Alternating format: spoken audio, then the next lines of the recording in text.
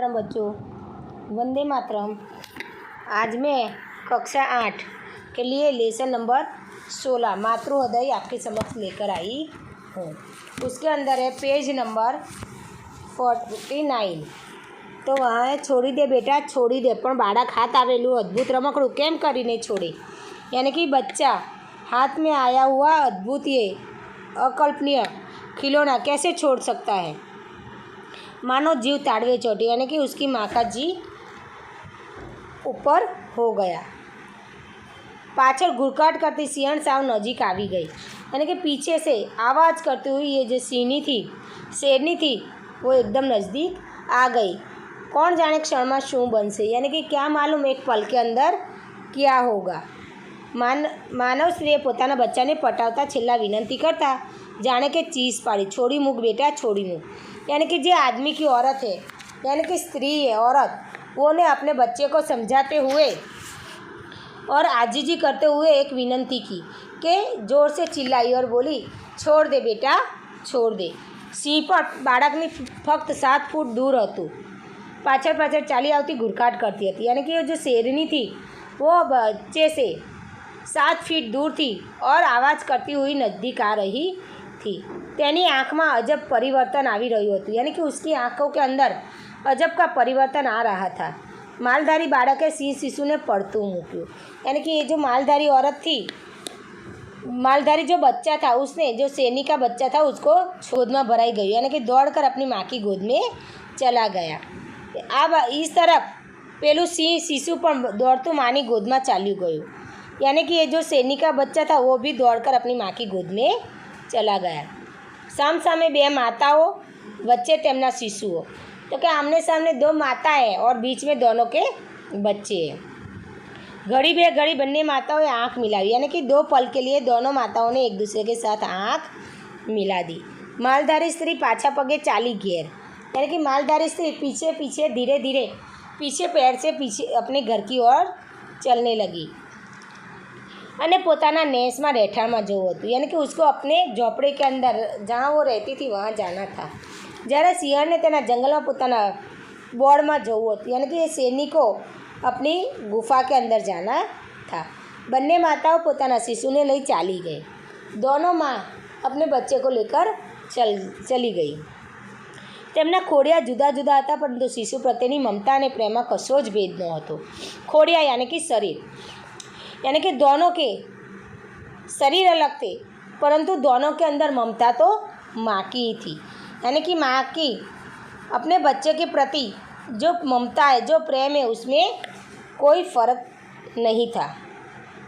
मानव हो कि पशु, मातृहृदय तो सौना सरखा, यानी कि आदमी हो चाहे पशु हो, पर माँ का हृदय तो दोनों का सेम ही है, एक ही है।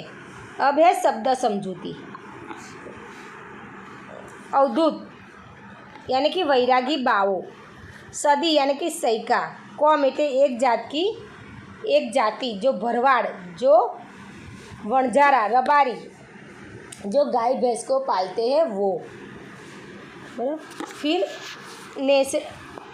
नेस यानी कि भरवाड़ों, ये जो गाय भैंस को पालने वाली जो जात है उनके झोपड़े, उसको बोलते हैं नेसड़ा। करगठिया यानी कि लकड़े के छोटे छोटे टुकड़े। बेखड़ यानी कि टेकरा, यानी कि पर्वत का आगे झूलता हुआ हिस्सा। नवजात यानी तरत जन्मेलू। डणक यानी कि सिंहनी गर्जना। औसाण એટલે कि याद आना। रेडू यानी कि अकेले को छोड़ देना, घूमता हुआ अकेले को छोड़ देना। काड़ यानी कि मौत। मालधारी यानी कि ढोर उछेर करती जाति। बर्तन यानी कि चूल्हा जलाने के लिए जो लकड़ियाँ इकट्ठा करते हैं वो। आघेड़ यानी कि अर्धी उम्र पर पहुँची हुई। काट એટલે कांटावाળા वृक्षों गीच झाड़ी। त्राड़ नाखवी यानी कि जोर से चिल्लाना। बलिहारी यानी कि खूबी। गुरकाट यानी कि गुस्से से चिल्लाना। परिवर्तन यानी कि फेरफार। अगाध એટલે કે अति ઊંડું। खोड़िયું यानी कि शरीर। अब है रूढ़ी प्रयोग। प्रागड़ फूटવું એટલે સવાર થવું। રસ પડવો એટલે કે મજા આવી। आँख चक्कर आवा यानी कि बीकने लीधे गोल गोल फरतू दिखावो। चौंकी उठવું यानी कि चमकी जવું, आश्चर्यचकित हो जाना। जीव ताळवे चढ़ो जाने कि हमणां जीव जशे एवी स्थितिमां होवुं। जीव अर्धो थई जवो यानी कि चिंताथी विवळ थई जवुं। फिर है दिलनो टुकड़ो होवुं यानी कि खूब वाला होवुं, खूब वाला हो, बराबर। फिर इसके आगे अब है भाषा सज्जता में हम व्याकरण है, ये है क्रिया विशेषण। तो क्रिया विशेषण हम किसे कहते हैं? तो क्रियापद में बे जातना शब्दों आवे, एक है क्रिया विशेषण और दूसरा है आख्यात, जिसके अंदर नामना आकार, रंग, गुण वगैरह विशेषता विशेषण बतावे तेवी घटना अथवा क्रिया केवी रीते थई तेने क्रिया विशेषण बतावे ते। अब है बाळके तेने वहालपूर्वक गोदमां तेड़ी लीधुं, वहालपूर्वक यानी कि ये क्रिया हुई, तो क्रिया विशेषण। पेलू बाळक धीमू धीमू फूलड़ा चूंटतुं हतुं, धीमू धीमू ये क्रिया हुई, तो क्रिया विशेषण। कौन जाने क्षण में शुं बनशे, क्षण वो है क्रिया विशेषण। इस तरीके से जो क्रिया बताता है उसको हम क्रिया विशेषण कहते हैं। उसी तरीके से घणी बार क्रिया विशेषण 2 बार वपराय यानी कि 2 बार यूज होता है। क्रिया विशेषण 2 बार यूज होता है। जैसे कि आंधळा माजी पड्या पड्या बूमो पाड़ता था, पड्या पड्या, ये पड्या पड्या यानी कि 2 बार यूज हुआ, सोए सोते सोते, बराबर। तो ये 2 बार क्रिया हुई है, तो ये वाक्य सही नहीं है क्योंकि उसमें 2 बार क्रिया विशेषण का यूज हुआ है, जेने कारणे एमांथी खूब, अत्यंत एवो अर्थ पण बतावे।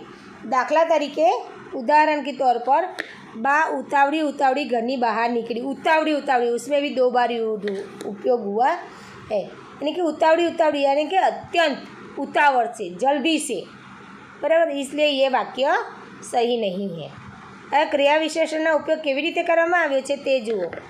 હંસો નિરાંતે बैठा बैठा થાક खाई છે, बैठा बैठा इसमें भी 2 बार क्रिया विशेषण का उपयोग हुआ है। फिर कागड़ा भाई तो फुलाता फुलाता पाछा वडला ऊपर चढ़ा, इसमें भी 2 बार क्रिया विशेषण का उपयोग हुआ है। यानी कि टूंक में जो नाम के आकार, रंग, गुण वगैरह की जो विशेषता विशेषण बताता है या घटना, क्रिया, ऐसी कोई चीज़ बताता है उसे हम क्रिया विशेषण कहते हैं।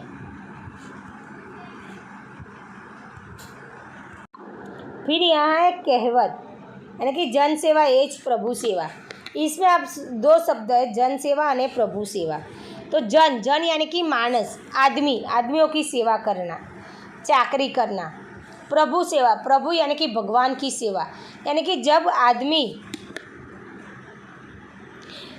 को ज़रूरत है, जैसे कि कोई बीमार है, कोई बूढ़े हैं, तो उनको सेवा की ज़रूरत होती है, तो हम जब उनकी सेवा करते हैं तो वो भगवान की सेवा की उसके बराबर माना जाता है, यानी कि जन सेवा एज प्रभु सेवा। फिर है मेहमान एटले भगवान, दूसरा दिया है मेहमान एटले भगवान। मेहमान यानी कि गेस्ट और भगवान यानी कि गॉड, यानी कि भगवान। हमारे घर पर जो मेहमान आते हैं उसको हम भगवान का दर्जा देते हैं, यानी कि जो कोई बात हो वो ज़्यादा लंबी नहीं करते हुए शॉर्ट में जिसको हम समझाते हैं, शॉर्ट में कहते हैं, उसको हम कहवत के द्वारा कह सकते हैं। इसीलिए ये जो कहवत है उसका उपयोग हम करते हैं। गुजराती भाषा में बहुत ही प्रचलित है यानी उसको हम कहते हैं कहवत। दरेक भाषा के अंदर ऐसी कहवतें होती है। कहवत की मुख्य विशेषता कौन सी है? तो वो आखा प्रजानो अनुभव जीवनबोध रूपे प्रगट थाय छे, यानी कि जो प्रजा है उनका जो एक्सपीरियंस है वो जीवन के बोध यानी कि जीवन में ग्रहण करे, इस तरीके से वो हमें कहते हैं। कहवत वारंवार वपरावाथी प्रचलित बने छे, यानी कि बार बार एक ही चीज़ बोलने से वो प्रचलित हो जाती है। कहवत में रूढ़ि प्रयोग में भाषानो लाक्षणिक प्रयोग होय छे ते अनिवार्य छे। फिर इसी तरीके से जैसे कि કહેવતમાં ચિત્રાત્મક પણ હોઈ શકે, જેમ कि सांपे छछूंदर गड़्या जेवू थाय, यानी कि कोई चीज़ हमें नहीं करनी है और फिर भी हमें करनी पड़ रही है, या तो कोई ज़बरदस्ती कोई काम करना पड़ता है, तो नहीं हो हमारा पास इतना बल नहीं है तब भी हमें वो काम करना पड़ता है, तो कि सांपे छछूंदर गड़े, ऐसी बात होती है। बराबर, इसी तरीके से आपको कहावत लिख सकते हो। अब हम समझेंगे बेटा स्वाध्याय। હવે મનની અપંગ તનના પણ મનના નહીં, એટલે કે મનની મક્કમતા, मन की मक्कमता है, इसमें आएगा ख। बाई करगठिया वीणवा निकली हती, कारण के ये जो औरत थी वो लकड़े के छोटे छोटे टुकड़े खोजने के लिए निकली थी। क्यों? तो कि शाम को वो खाना पकाने के लिए ज़रूर थे, इसलिए यह आएगा क। इसी तरीके से हम आगे का अभ्यास करेंगे। बाळकनी नज़र सामेना भेखड़ पत्थर पर पड़ी है, त्या यानी कि बच्चे की नज़र सामने वाले जो गुफा थी, भेखड़ थी, उसके झूलते हुए हिस्से पर पड़ी। क्यों? तो कि उसको वहाँ गलुड़िયું देखाતું હતું। શું દેખાતું હતું? ગલુડિયું દેખાતું હતું, आएगा ग। बराबर। फिर है मातृहृदय पाठ में વધારે, तो यानी कि ये जो पाठ के अंदर कौन किसकी बात की है, तो कि माताना पोताना बाळक प्रत्येना प्रेमनी बात करी છે, यानी कि आएगा ग। गिरनार कोनी जेम बैठो छे, तो कि अवधूत। प्रागड़ फूटे એટલે मालधारी શું करता, तो कि ढोर चरावा जता। फिर मालधारी स्त्रियों जीव अर्धो केम थई गयो, यानी कि जो मालधारी औरत थी उसका जीव आधा क्यों हो गया, तो कि सामे पोताना बाळक के सिंहना बच्चाने उपाड़ी लीधुं हतुं अने सिंह घूरकाट करती આવી रही हती, ते दृश्य जोईने मानो जीव अर्धो थई गयो। सिंहण बाळकथी કેટલા फूट दूर हती, કેટલી दूर हती, तो कि 7 फूट। आखरे बंने माताओए शुं कर्युं, तो कि आखरे बंने माताओए पोतपोताना बाळकने लई पोताना घर तरफ રહેઠાણ तरफ जवा लागी। फिर आगे है स्वाध्याय। मालधारी स्त्रीओ शू काम करती, तो मालधारी स्त्रीओ सवारे 500 गाय भैंसना दूधमांथी दही बनावी, दहीमांथी छाश वलोવાનું काम करती। बाळक माताथी केम पाछળ रही गयुं, बाळक धीमे धीमे फूलड़ा વીણતું ચાલતું હતું, તેથી માતાથી પાછળ રહી ગયું। બાળક પોતાની સાથે નથી એવી માતાને ક્યારે ખબર પડી, तो જ્યારે સિંહણે ઘુરકાટ કર્યો ત્યારે માતાને ખબર પડી કે બાળક પોતાની સાથે નથી। માતાને કયું દ્રશ્ય જોયું, ધરતી ગોળ ગોળ ફરતી લાગી, તો માતાને સામેનું જે સિંહણ ઘુરકાટ કરતી આવી રહી હતી અને પોતાના બાળકે સિંહનું બચ્ચું ગોદમાં લીધું હતું, તે દ્રશ્ય જોઈને ધરતી ગોળ ગોળ ફરતી લાગી। શિકાર માટે ગયેલી સિંહણ શિકાર કર્યા સિવાય શા માટે પાછી ફરી, તેને માનવ બાળના ગંધ આવી હોવાથી સિંહણ શિકાર કર્યા વિના પાછી ફરી।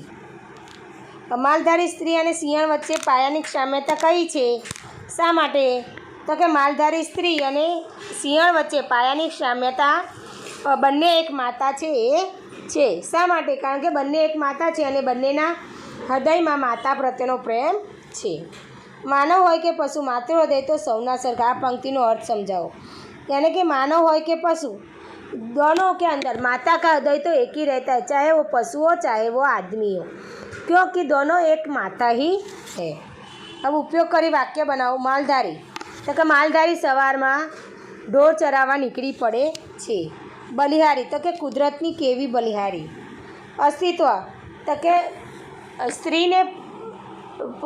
स्त्रीए पोताना बाळकने सिंहण सामे घुरकाट करती जोई तेनुं अस्तित्व भूसातुं लाग्युं। परिवर्तन, परिवर्तन ए संसारनो नियम छे। नेस, जंगलमां भरवाडोना नेसड़ा होय छे। शिशु, शिशु ए नानुं बाळक कहेवाय, शिशु एटले नानुं बाळक।